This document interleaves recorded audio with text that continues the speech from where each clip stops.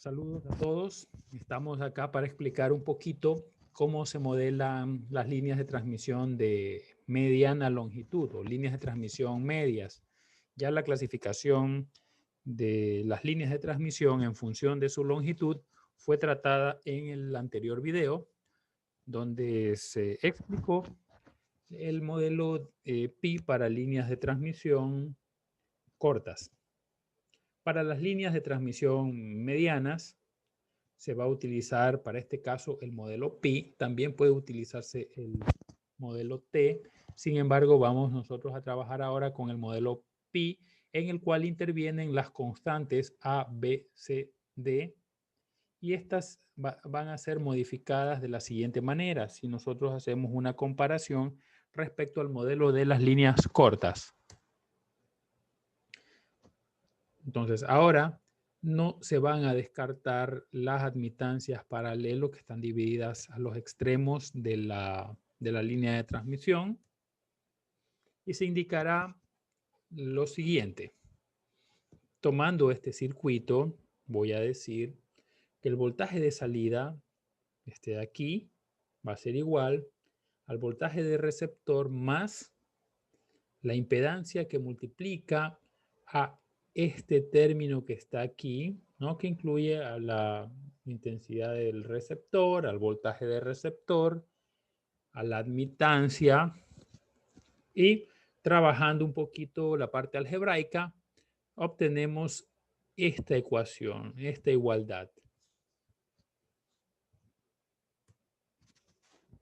Luego se trabaja el desglose de la fórmula para la corriente de salida, de la misma forma, aplicando leyes de Kirchhoff y ley de Ohm compleja, obtenemos una ecuación para la corriente de salida donde están involucrados todos los parámetros de impedancia, admitancias, voltajes de receptor y corriente de receptor.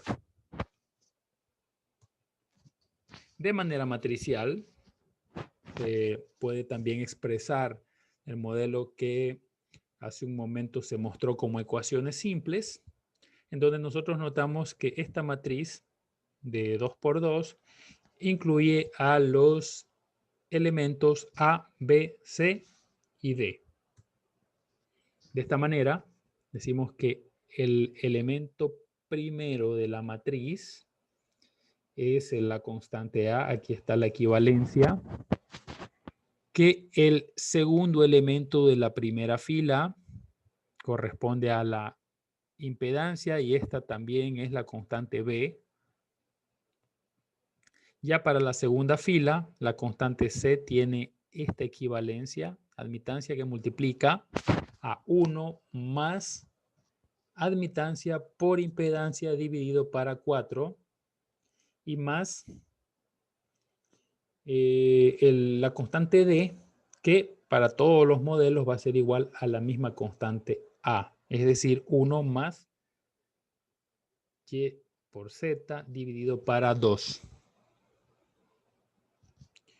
Otra particularidad de este modelo es que cuando nosotros aplicamos la siguiente ecuación, se debe cumplir la condición de que A menos D menos BC es igual a 1.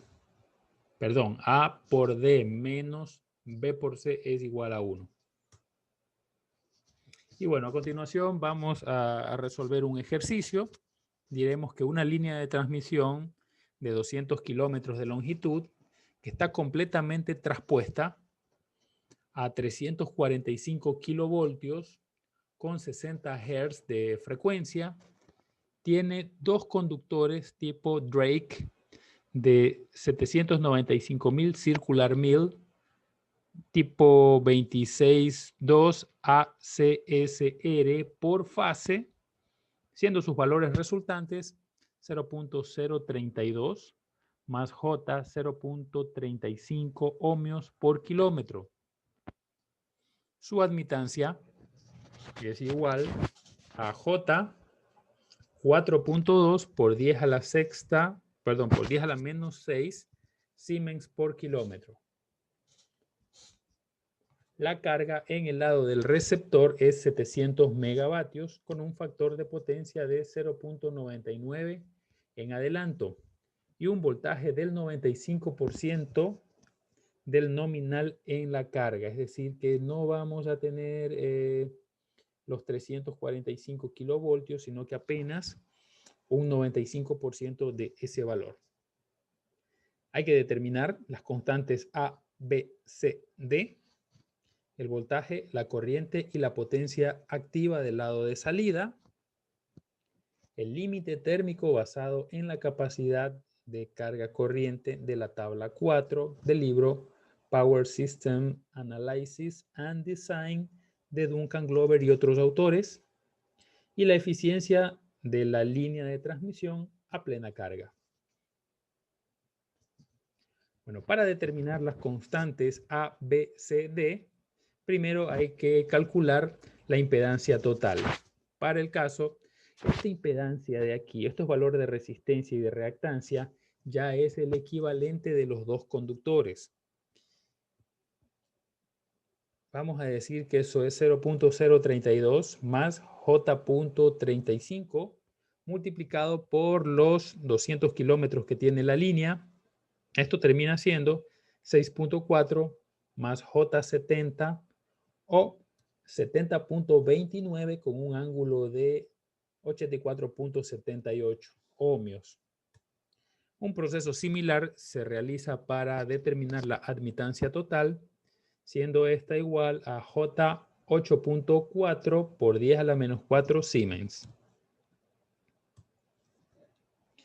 Bueno, ya las ecuaciones para determinar las constantes las conocemos. Para la constante A, que es la misma constante D, aplicamos la fórmula 1 más YZ sobre 2. Esto termina siendo 0.9706 con un ángulo de 0.159 grados.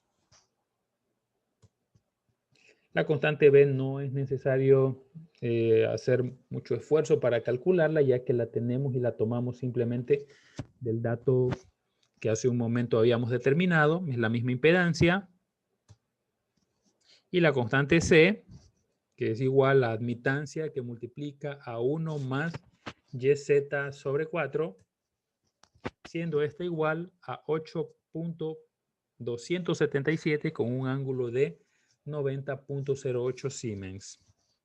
Ya con estas constantes se puede determinar los valores del voltaje de salida, corriente de salida y la potencia activa de salida.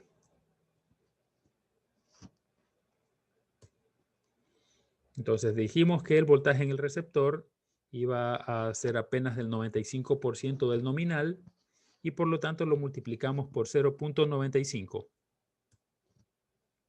Para transformarlo a un voltaje de fase o línea neutro, le dividimos para raíz de 3.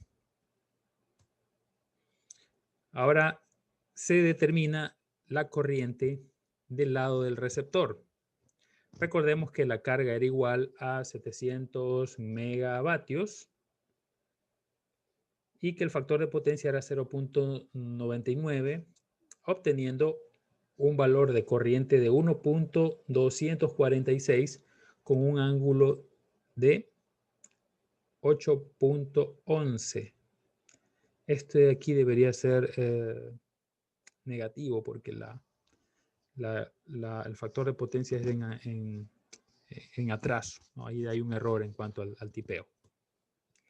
Bueno, luego vamos a aplicar la fórmula del voltaje de salida con las constantes que ya se habían determinado hace un momento. Se reemplazan los datos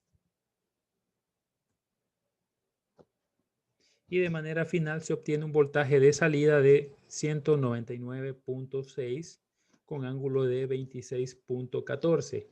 Este es un voltaje de fase, por lo tanto, para obtener el voltaje de línea, vendríamos a decir que tenemos 345.8 kilovoltios. Para la corriente de salida, aplicamos la fórmula correspondiente que ya se conocía. Reemplazamos los datos y se obtiene una corriente de salida equivalente a 1.241 con ángulo de 15.5 kiloamperios. La potencia de salida vendría a ser 730.5 megavatios. Y bueno, se había pedido que se determine el límite térmico basado en la capacidad de corriente carga de la tabla A4 del libro de Duncan Glover. Ahí le tenemos, ¿no? Hay una columna donde están los nombres de los conductores, algunos datos de los mismos, y nosotros vamos a irnos a la última columna, ¿no? Donde está aquí dice current carrying capacity en amperios, y vemos dónde está nuestro conductor. Aquí está el conductor Drake. Vamos a la intersección de las dos columnas y aquí dice 900 amperios por conductor. Al ser un circuito doble, significa que tenemos una capacidad de 1800 amperios y apenas estamos utilizando 1200, un poquito más de 1200. Por lo tanto, estamos dentro del límite establecido por esta tabla. Para finalizar, la eficiencia de la línea de transmisión a plena carga va a ser igual simplemente al recíproco entre la potencia de receptor dividido para la potencia de salida, teniendo una eficiencia de 95.8%. De esta manera hemos determinado los valores de la línea de transmisión que se quería modelar. Para cualquier duda, ya saben cuáles son los medios de comunicación, me hacen conocer y lo podríamos conversar a través de una tutoría. Muchas gracias. Pasen bien.